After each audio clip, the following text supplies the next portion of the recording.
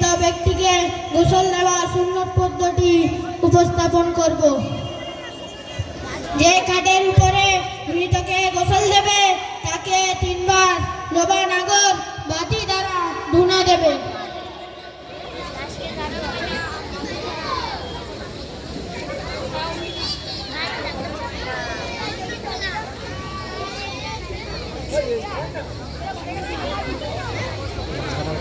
এবং মৃতকে তার উপরে শোয়াবে।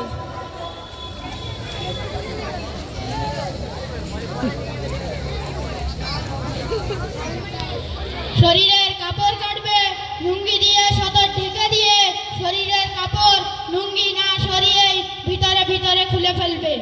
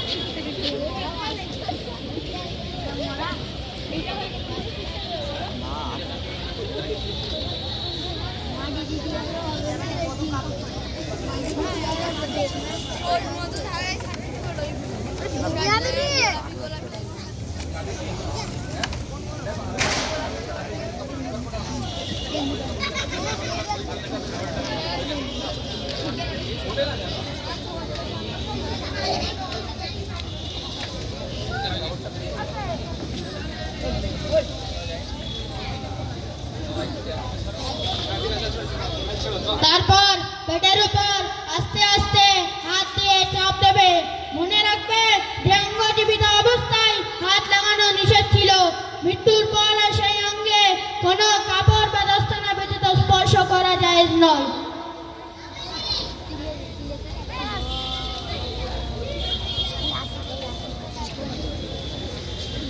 এরপর পেট থেকে কোনো নাপাকি বের হোক বা না হোক সর্বাবস্থায় হাতে হাত মোজা পরে 3টি বা 5টি ঢিলা ব্যবহার করিয়ে তাকে ইস্তিনজা করাবে।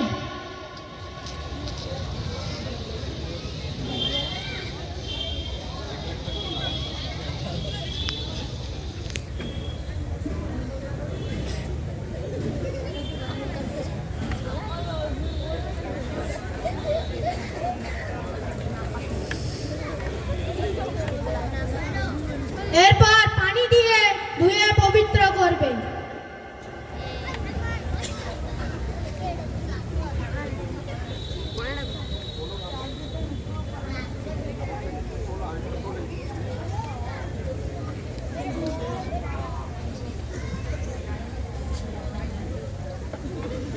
আর যদি মহিলা মাইয়াত হয় তাহলে পানি দ্বারা পবিত্রতা অর্জন করাবে, ঢিলা ব্যবহার করবে না। তারপর ওযু করাবে। সর্বপ্রথম মুখ ধোয়াবে।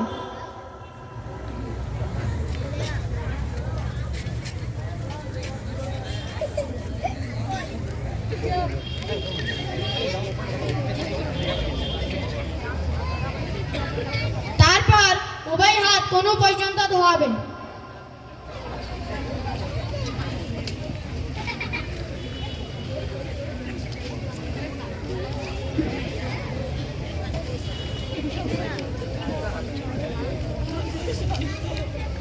তারপর মাথা মাসাজ করাবে।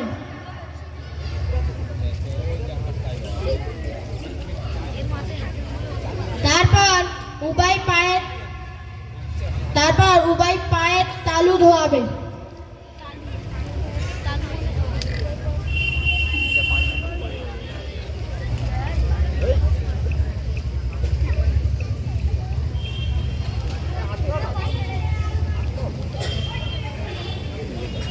তারপর 3 বার ভিজে তুলো দিয়ে দাঁত ও দাঁতের মাড়িগুলো পরিষ্কার করে দেবে।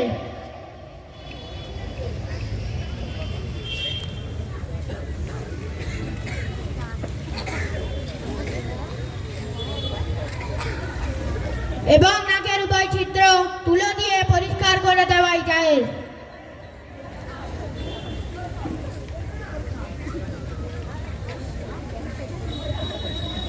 তবে যদি মাইয়াত নাপাকি অবস্থায় মৃত্যুবরণ করে তাহলে মুখে ও নাকে পানি পৌঁছানো আবশ্যক। শুরুতেই নাক, মুখ ও কানের ছিদ্রে তুলা ভরে দেবে, যেন ওযু কিংবা গোসলের সময় ওই ছিদ্রগুলো দিয়ে ভিতরে পানি প্রবেশ করতে না পারে।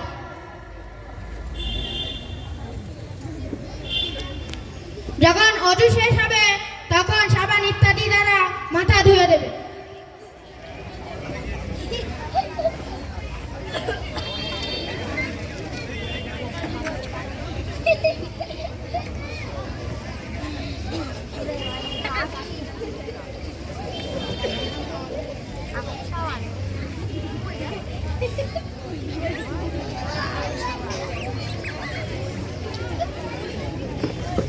তারপর মাইয়াতকে বাম দিকে কাত করে শোয়াবে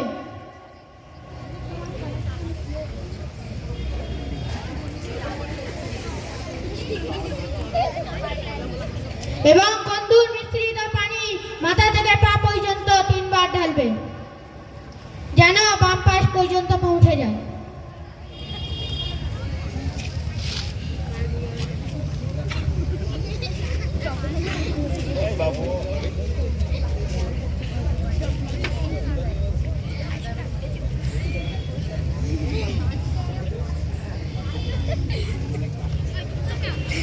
অতঃপর ডান দিকে কাত করে শুয়ে পূর্বের ন্যায় বাম পাশের উপর মাথা থেকে পা পর্যন্ত এত পানি ঢালবে যেন ডান পাশ পর্যন্ত পৌঁছে যায়।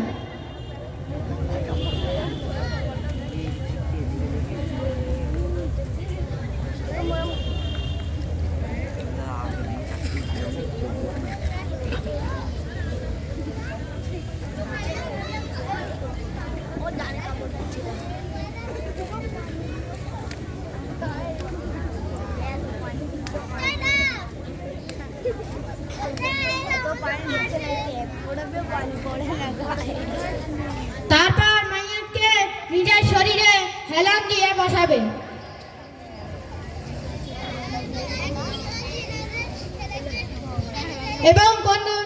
এবং আস্তে আস্তে হাত দ্বারা পেটে চাপ দিয়ে নিচের দিকে মলতে থাকবে।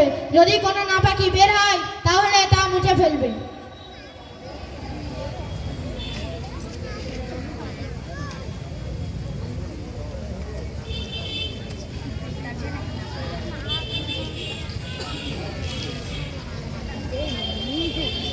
ওযু ও গোসল পুনরায় করানোর প্রয়োজন নেই। তারপর মাইয়াতকে আবার বাম দিকে কাত করে শোয়াবে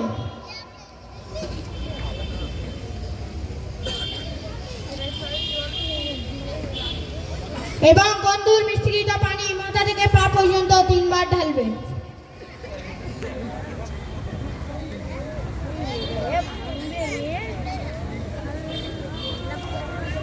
এবং কোনো কাপড় দিয়ে শরীরকে মুছে দেবে।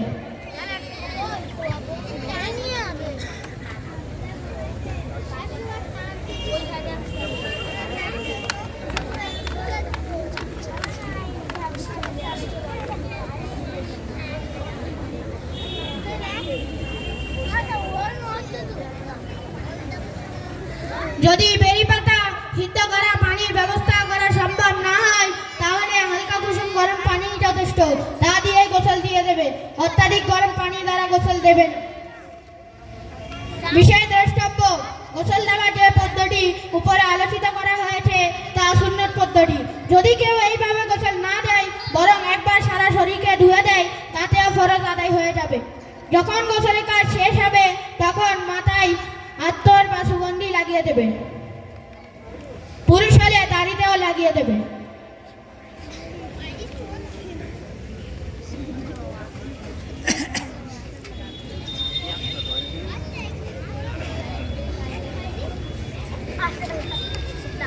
তারপর কপাল, নাক, উভয় হাতের তালু এবং উভয় হাঁটু কস্তুর লাগিয়ে দেবে।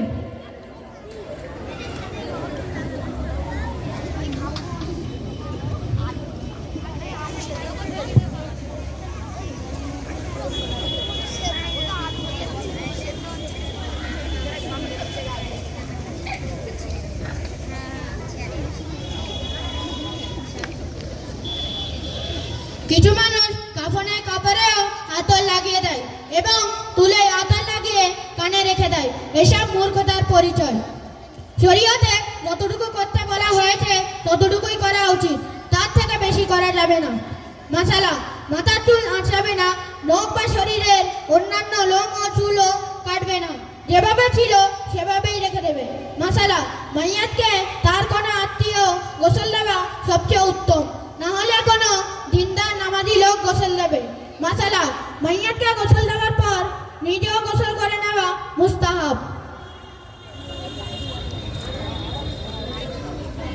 আসসালামু আলাইকুম ওয়া রাহমাতুল্লাহি ওয়া বারাকাতুহু। আমি আপনার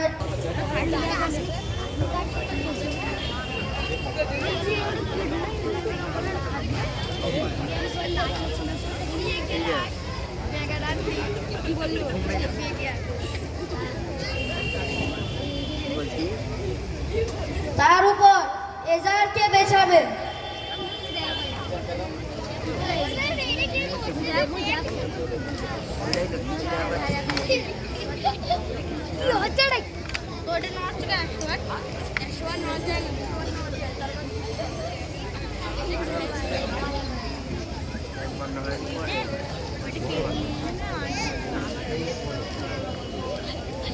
তার উপর জামার অর্ধেক অংশ বিছিয়ে বাকি অংশকে মাথার দিকে গুটিয়ে রাখবে।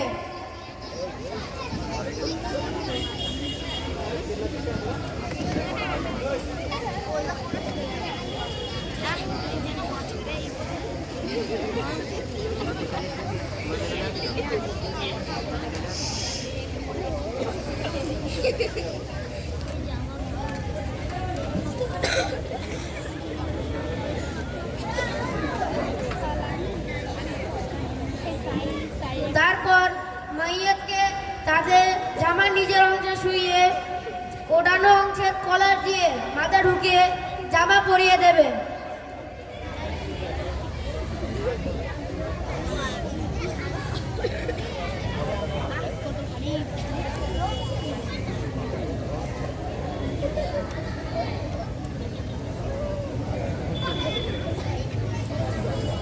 জামা পরানোর পর গোসল দেওয়া লুঙ্গিকে ভিতর থেকে বের করে নেবে।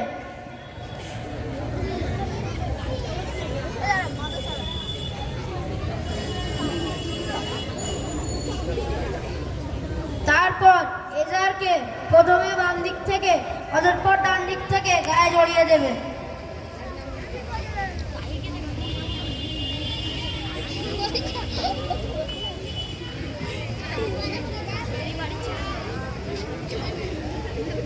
তারপর এজারের ন্যায় লিফাফাকেও প্রথমে বাম দিক থেকে অতঃপর ডান দিক থেকে গায়ে জড়িয়ে দেবে।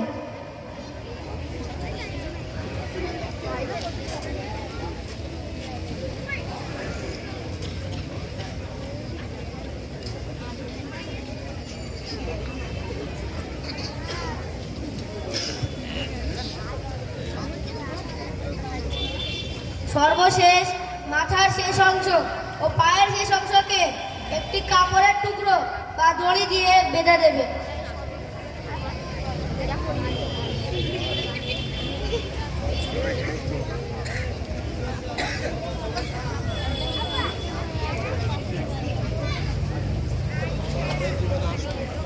কাফনের কাজ সম্পূর্ণ করার পর জানাজার নামাজ আদায় করে মাইয়াতকে দাফন করে দেবে। মাসালা, যে ব্যক্তি যে শহরে মারা যাবে তাকে সেই শহরেই দাফন করা উত্তম, অন্যত্র নিয়ে যাওয়া ঠিক নয়। তবে বিশেষ করে কোনো কারণ হলে অসুবিধা নেই। মাসালা, কাফনের মধ্যে অথবা কবরের ভিতর অঙ্গীকার নামা, নিজের পীরের সাজারায় নজম বা অন্য কোনো দোয়া রাখা জায়েজ নয়। অনুরূপ কাফনের উপর অথবা মাইয়াদের উপর কন্ধুর বা কালি ধরা কালিমায়ে তয়্যিবা বা অন্য কোনো দোয়া লেখা জায়েজ নয়। আসসালামু আলাইকুম ওয়া রাহমাতুল্লাহ।